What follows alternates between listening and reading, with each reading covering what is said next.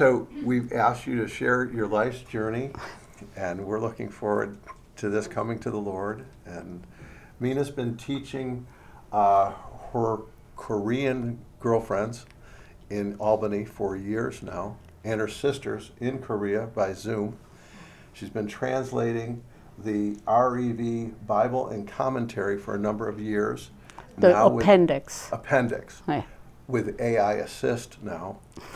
It really got faster lately. Yes, thankful. Now you're the editor. Yes.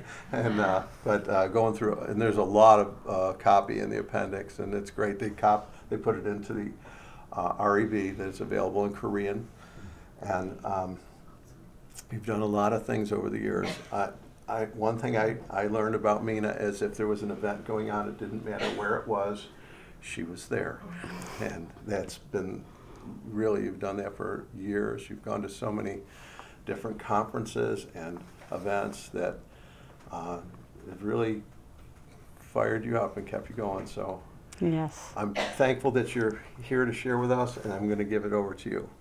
And I am very thankful for Peter to invite me here, and I feel very privileged to share my life story of testimony, and I don't often share this story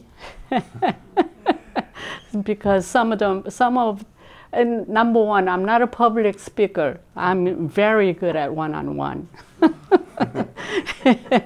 And I sit around kitchen table, I can speak very well then. But when I, like this, I'm kind of little nervous about it. If you get nervous, we'll bring the kitchen table in. It'll be all good. But I think you'd be just fine, Mina. We're just sitting at a big kitchen table. But with God's help, I'm gonna try. Okay, so. All right, it's all yours. And I'm here because grace of God. Purely, it's the grace of God. So anyway, earlier I mentioned it. I don't usually share my life story because it's very complicated, and I was really messed up.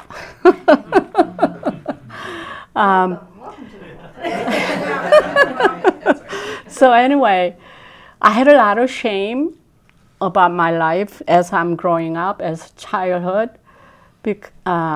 I was born, I'm not really sure exactly when my birthday is. I mean, I have birthday legally said, but I don't really know exactly because I was born in 1950 Korean War, and a lot of papers were burned up, and they do best as they can. But the exact date of birthday is December 1st in Korean calendar, but it's just complicated to explain. In the Korean, the tradition is when they don't count, there's no 0 year. So when you're born, you already count year, and when it doesn't matter, I born December 1st, next January, I'm already another year old, When you were a month old, you were 2 years old. That's it. That's it. So because of that, I don't really know what exactly my age is. But however, the Korea was, when I was growing up, it was devastated.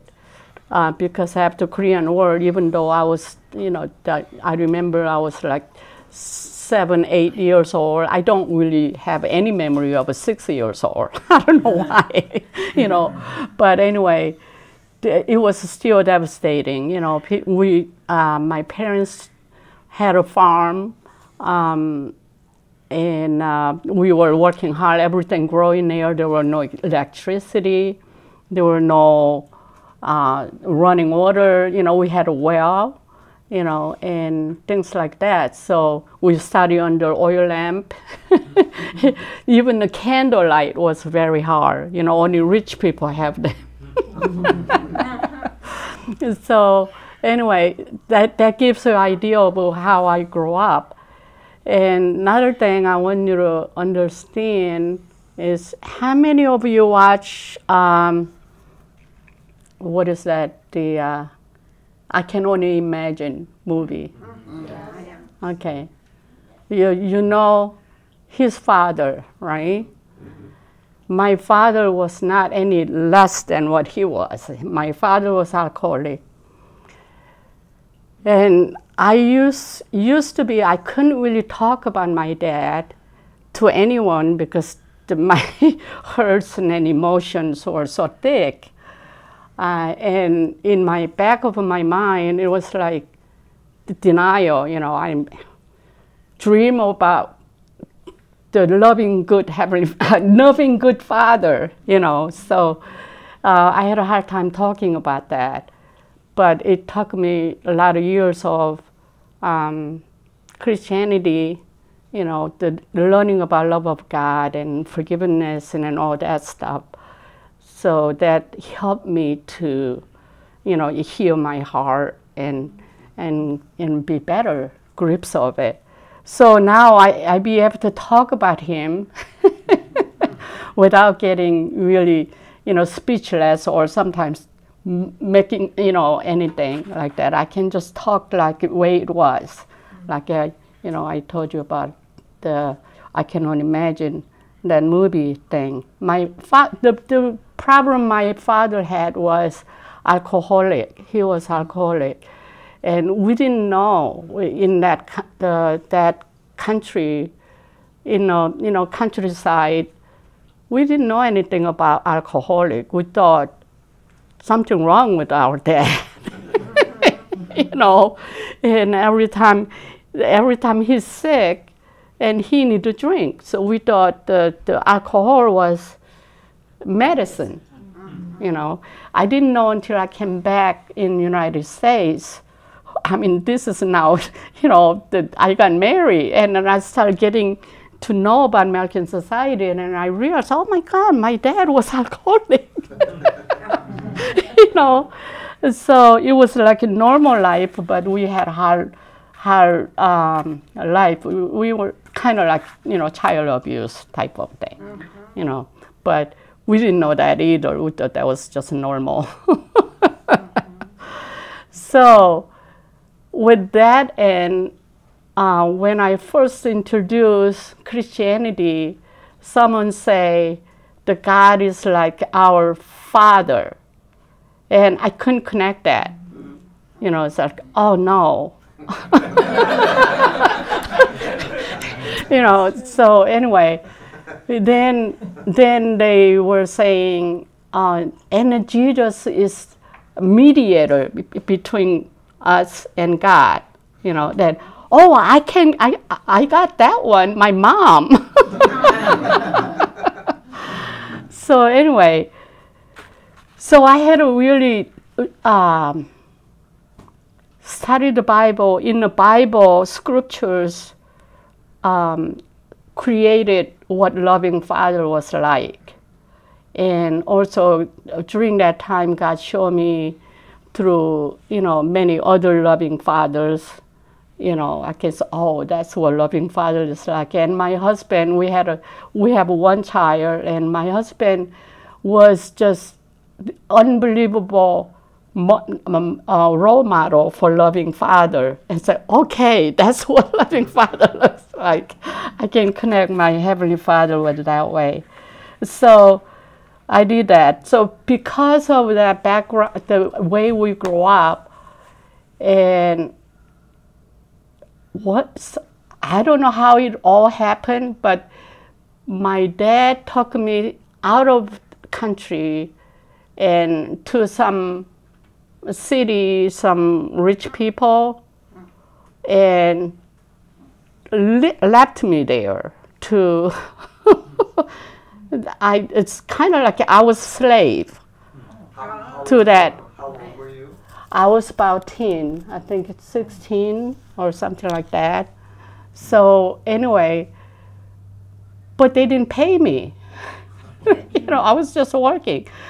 But back then, I had no idea. Maybe because my family had hard time with the feeding, or because my parents had 6 children, including myself. Actually, they had 8 children. They lost 2, one 7 years old, one 4 years old. So anyway, I thought at the time, maybe because they having hard time feeding us and send me away, you know. But then after I become a Christian, you know, in the United States, and then I started thinking back, there was one time of my Christian life, you know, God is so gracious, because if He only bring all this memory back to me when I was like maybe 2 years before that happened, I would have been wouldn't be able to stand up. You know, I was so crushed and probably, you know, couldn't stand up and disintegrated or something, you know. But it's like one point in my life, God opened the closet door. Okay, look, you gotta really look at all this. You gotta deal with this with me, you know. So during that time, all this memory comes back. And I was questioning why my father took me away. You know, because of that, I always feel not really sure why he did that. Maybe he didn't like me. Maybe he couldn't feed me. You know, out of all the children, why he took me out there, you know. And so that really was really inside of me, really hurting me. I had to deal with at one point. And so I started asking my older brother and sister, we will not have a problem feeding. So I think they don't want to tell me because they don't want to hurt me, you know. But still this day, I don't know why he did that. But I can speculate because he was alcoholic and he wanted the money. You know, this is my just, you know, the assumption of that. So anyway, that I had to overcome that after I become a Christian.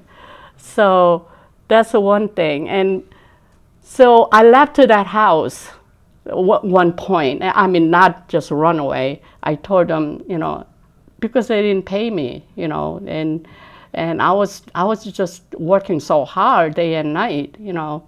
So I left it there, and I decided I can't really live my life this way. I got to do something. So I run away from. I mean, I told them I'm quitting. Then I left without telling any of my you know, parents. I left to went to Seoul. It's a big city, and then there's a lot of things went on in between that time. I'd be here all night if I talk about all this, all day, all night. But anyway, I got to Seoul and I had some like spending money they were giving me. I saved up to, and so in the Seoul train station, somebody, what is it called, that cut up my pocketbook and took my wallet out. So I had no money in the city, all alone. And so I walk in coffee house at the time. I asking for jobs, so I was working there. And then they didn't pay me either. So I said, oh, this is really crazy, you know. So anyway, I made one of a friend and we looked for some job, looked for the newspaper, and then we got in there, and we had some club somewhere in a waitress type of a thing. So we decided, well, this sounds good. They gotta pay us. So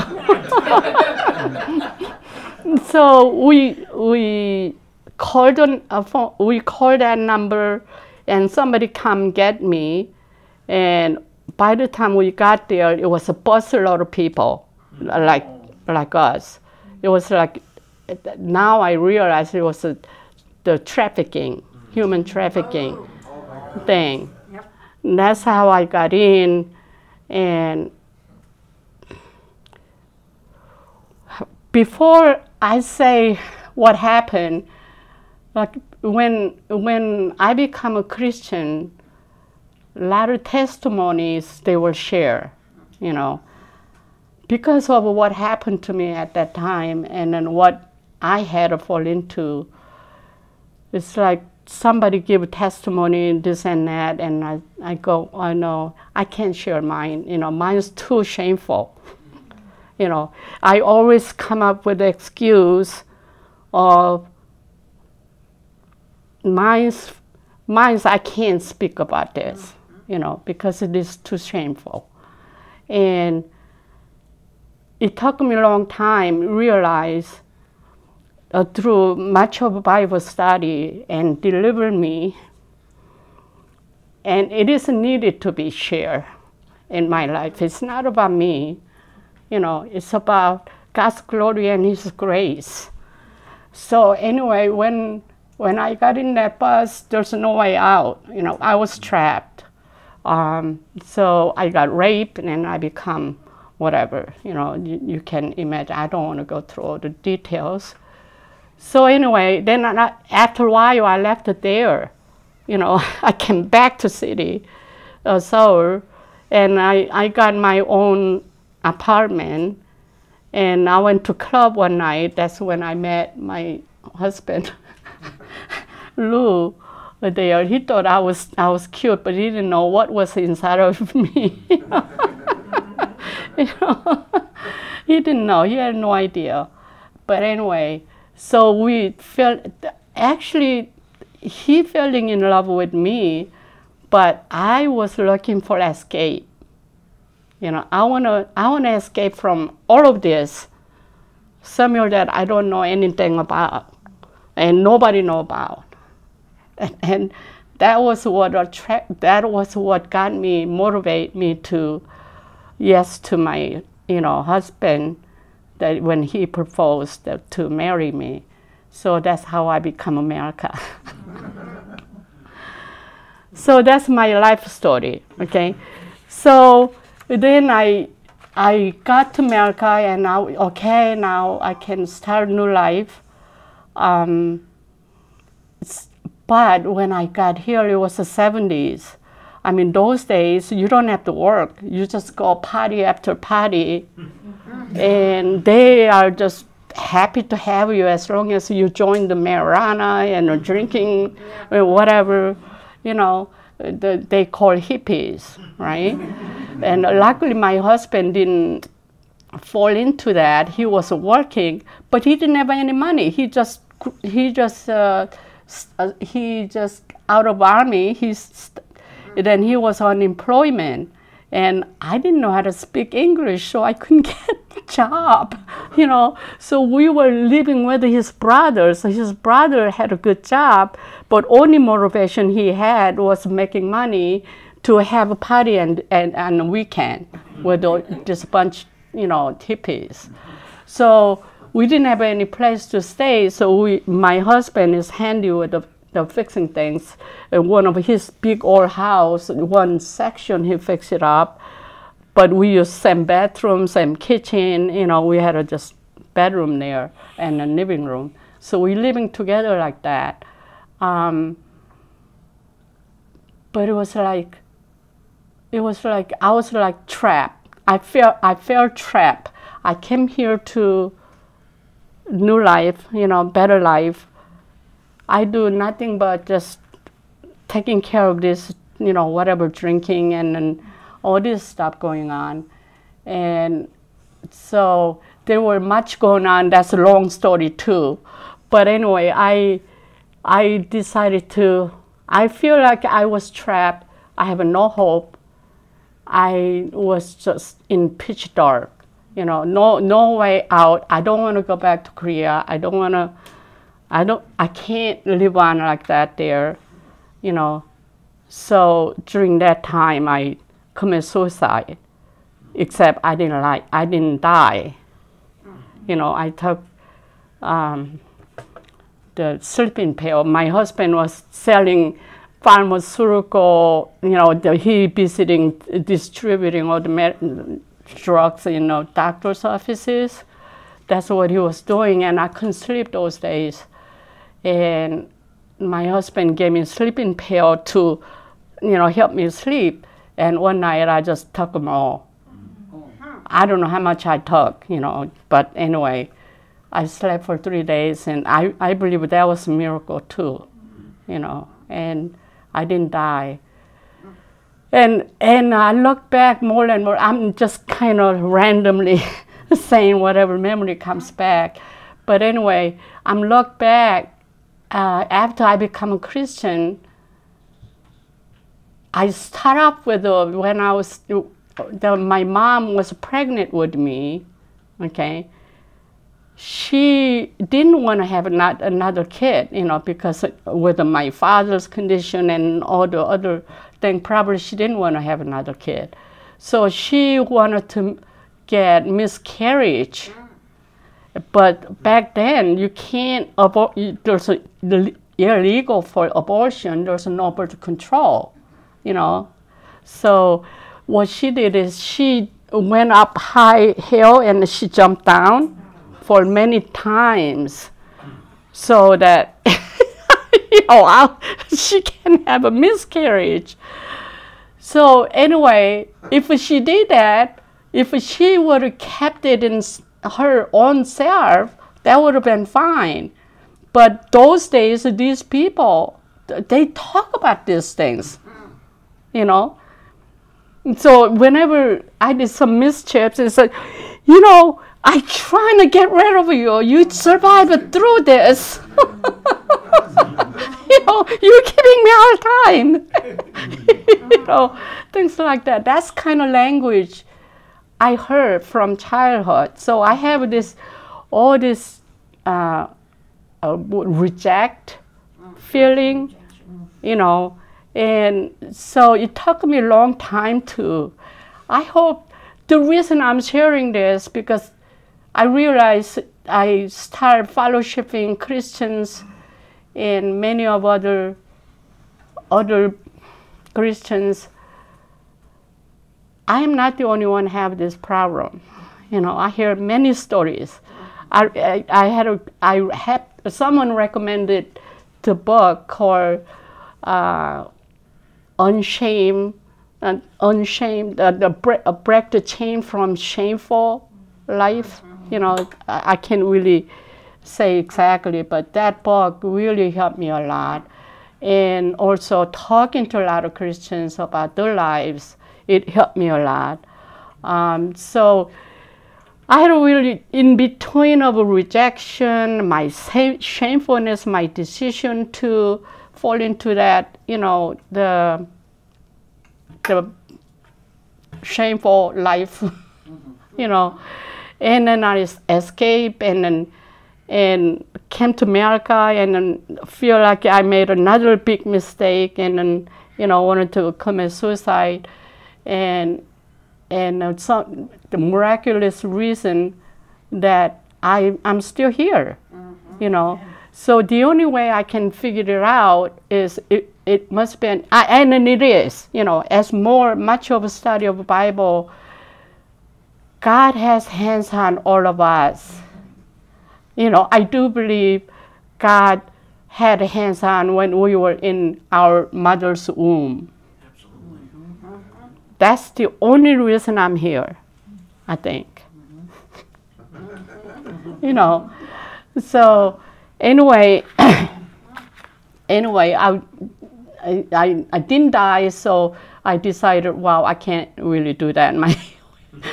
But I can't really do that either, and I don't want to do that either. You know, I feel like it must be something why I'm here in this earth. You know, it's got to be something. So I conjure up every, you know, the strength I get. I wanted to live. You know, I don't want to die in vain. like nothing, you know. So I started living, and I started really to focus on, I want to, you know, I moved out of there, and I told my husband, I can't continue this way. I got to live more alone. So I went to a friend's house and then got a job in the factory. That's the only job is available because I can't speak English too well. You know, so I was working there during that time. My husband come visit me every single day, and he was practically begging me. So I gave him ultimatum. You gotta give me a better place than there. And then I moved back. So he got an apartment, and we moved there. So now time passed, about 5 years passed. And by then I started learning English, and then got a driver license, and you know, I started getting more independent. You know, I didn't quite get driver license. Yeah, I did get driver license then, 5 years later, and then I got pregnant with my daughter. That was 1970. She born 1977. So anyway, when I had a child. My husband was still alcoholic. He trying to quit, but he couldn't, you know. And he quit for a while, he come back. He quit for a while, he come back. So anyway, one day I was struggling. We were fighting all the time, and we were not Christian at the time. My husband brought up in, you know, go to Sunday school, things like that, but he was not really practicing any Christianity. He didn't really care. But anyway, one day my kid was, I looked at my child. She was like not even a year old. And I looked at her, and it's like all the memory comes back of my whole life in the past. And I say to myself, you know, even before I born again, I'm sure God's hand was on my life. You know, that's how I think he inspired me. Now I look back, he inspired me to thinking this way. You know, so I looked at her, I say, wow, I do everything within my power. I'm going to take care of this child. You know, I'm not going to let her go through what I went through. And I made up my mind. I don't care what I do. I'm going to really provide her, and she can do well. And so I got 2 jobs working back and forth. And I did that for a year, you know, 2 jobs. I had a full-time babysitter, you know, and during that time, my husband quit drinking. We weren't even Christian yet, you know. And so then things were getting better, you know. Things were getting better, and during that time, we didn't have time to spend money. So I was saved up the money, you know. I was working factory to Japanese restaurant, you know. I had a good tips, you know. So I kept saving up. And then my husband quit. He was taking care of the kids, and he's doing the job. So, you know, now we got house, and then, you know, we got better, right? Then I said, so I thought to myself, well, now I gotta thinking of my family, how my family doing in Korea. You know, I mean, during that time, today, modern age, the young children never comprehend. When I first came here, there were no telephone in Korea. Common people. I mean, there were telephone in the markets and governments and whatever important places, but not if one village somebody have a telephone, then make an appointment to go over there, make a phone call or answer things like that. So there's no way I could communicate with my family over there back then. The only way I can communicate was writing letter, but mail takes a month to get there. So that's the kind of system that was. This is like, you know, 1972. you know. So anyway, I lost the train of thought. But anyway, that's the condition it was. Then I saved up enough money, and my husband quit drinking, and we bought a house, and then our life is getting better. And I thought of visiting my family in Korea, you know. So I took my child went over there. In the meantime, when I got there, every single one of my family members scattered all over the place and then going through just worse than what I've gone through. Because Korea was economically so devastating at that time. Actually, I went over there, you know, tell my story, what hard life I had, and with the families, and then have a conversation, get some comfort, right? That's one of the reasons I went there. And I couldn't say my problem here.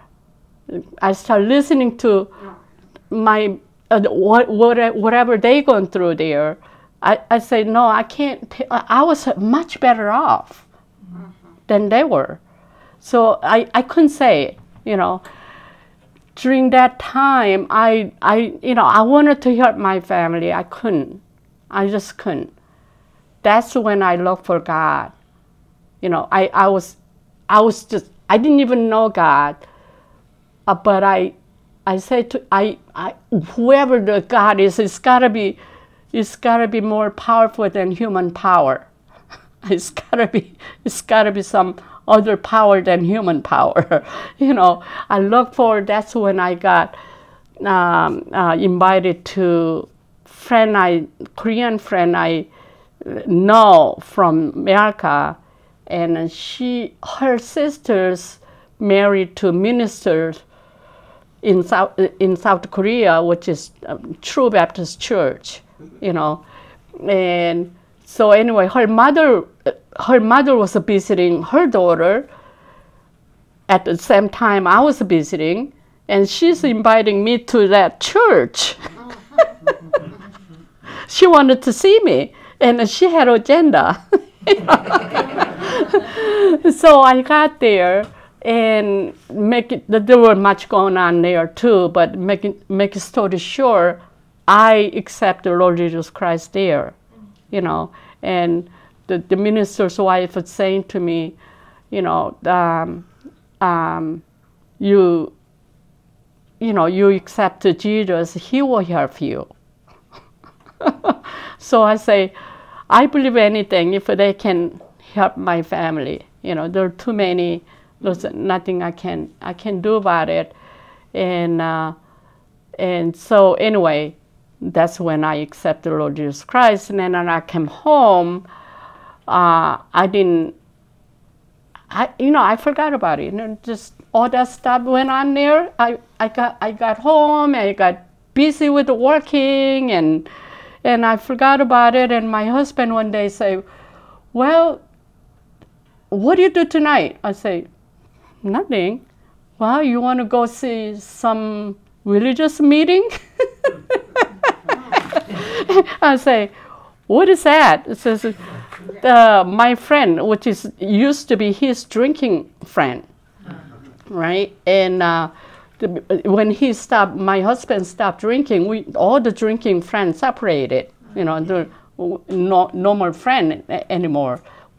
So anyway, he also stopped drinking, got involved in the Way, Way International, and he had a Twig Fellowship at his home. I don't know any of you know Twig Fellowship. It's a home fellowship, but anyway, so we got invited there, and we got there, and it was Chip Esty who were teaching. And of course, we didn't know anything about schedule and all that. So we walk in the middle of teaching, and he was teaching about gospel somewhere. It was like, I mean, I believe that was God opened my eyes, because I didn't really understood English that much back then. I mean, I was pretty good, but not that much, and especially biblical language, Bible. I never read Bible until that time, So I watched him. It was like I was watching Shakespeare play.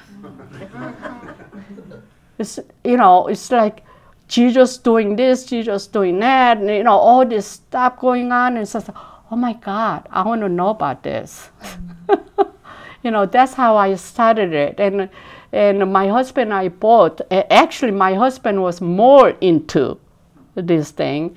And now every time we go fellowship, they introduce Powerful Abundant Living class, which is Bible class. 12 session, is that? No, I forgot. Okay. So anyway, he wanted to take that class. And usually when he wanted to take something, he drags me with him, right? This time he didn't care. He just wanted to take it. And then I thought, oh my God, I want to read the Bible for myself before I get in too deep, But he wanted to take it. So I say, I don't want to left out. So we both took the class at the same time. So ever since then, I non-stop studying Bible. That's all I wanted to know was what Bible is all about, what God is all about. And I've been going through a lot of things. And especially, and I become a Christian, I jotted down a few of the scriptures that I didn't really become like unshameful. Okay, I'm fine, Lord. Okay, I know you accept me, so I'm great. I didn't become like that right away. It took me a long time. By much of a study, and God started opening my eyes of, in the meantime, I always feel like I am insignificant. I don't know why God called me. I don't know why He loved me so much. He gave me His Son for die for me. And all of these questions coming at, but those questions were slowly answered by keep on reading His Word, and He start opening my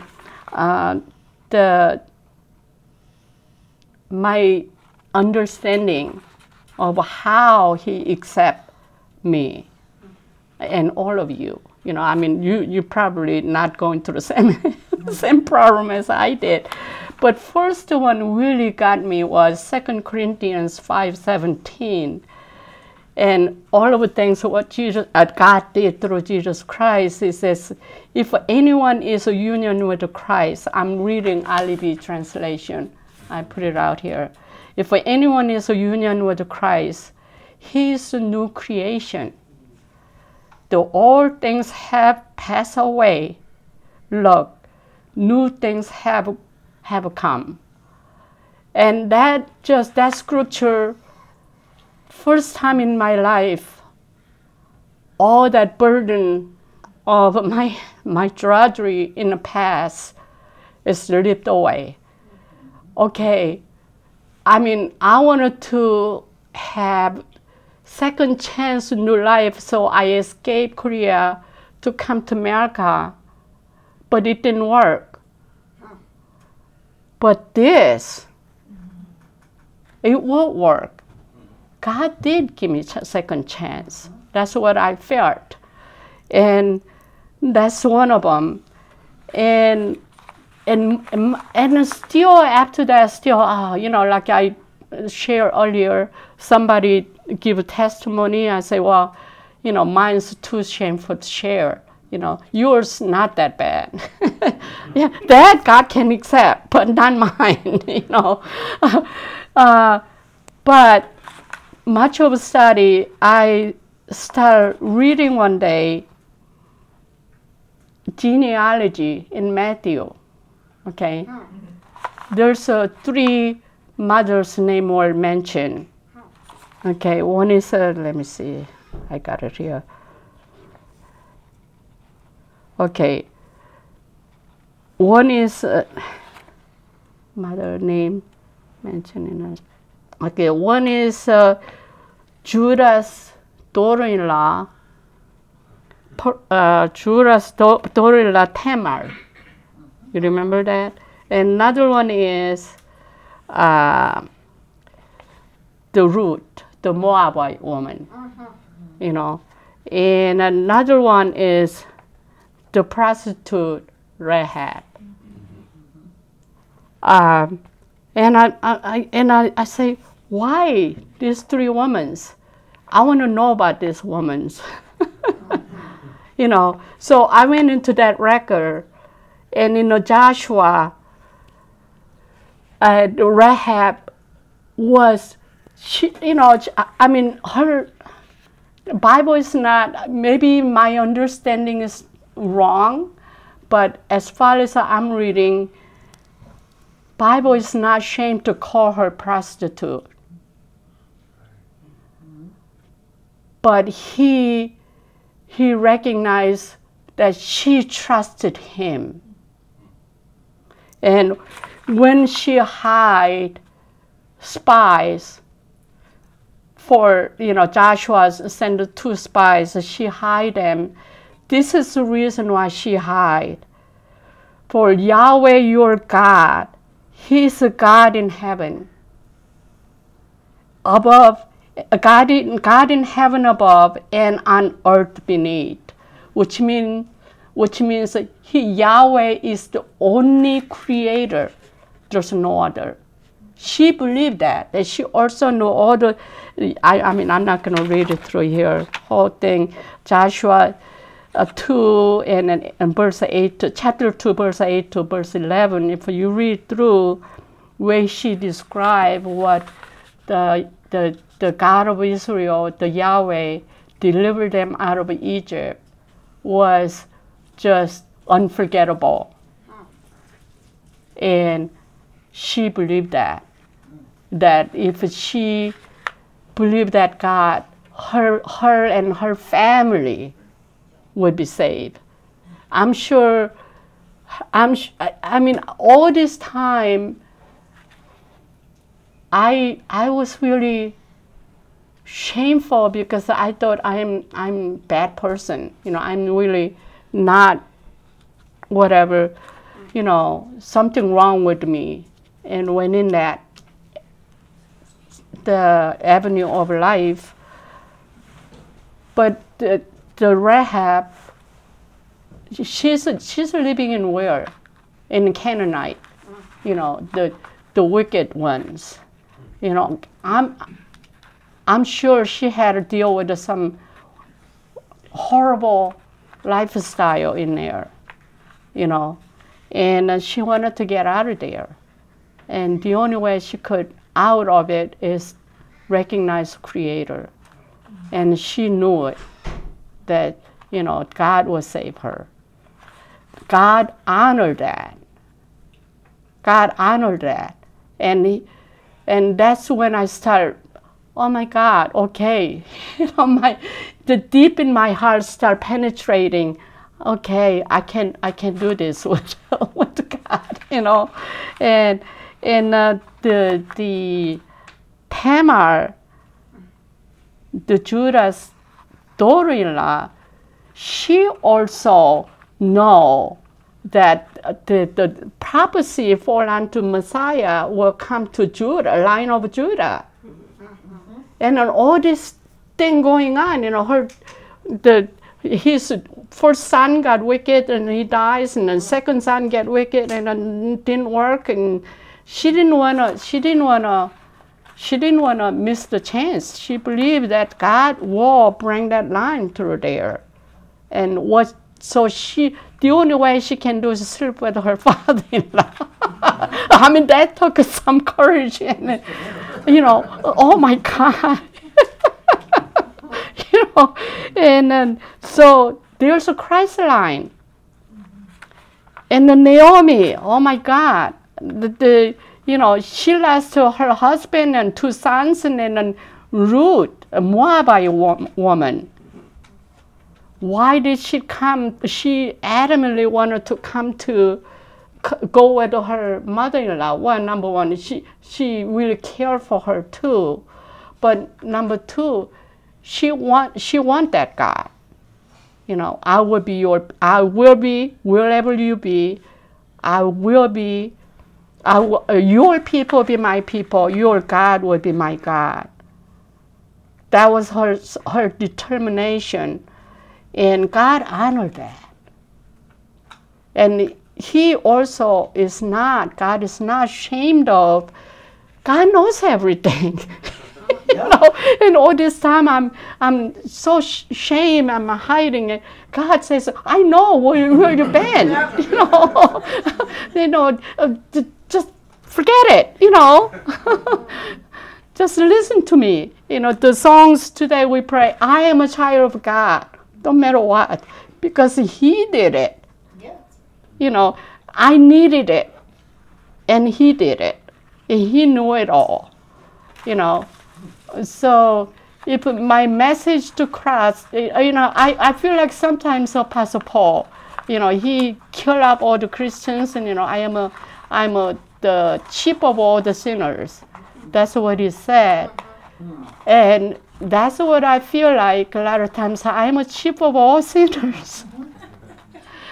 If God can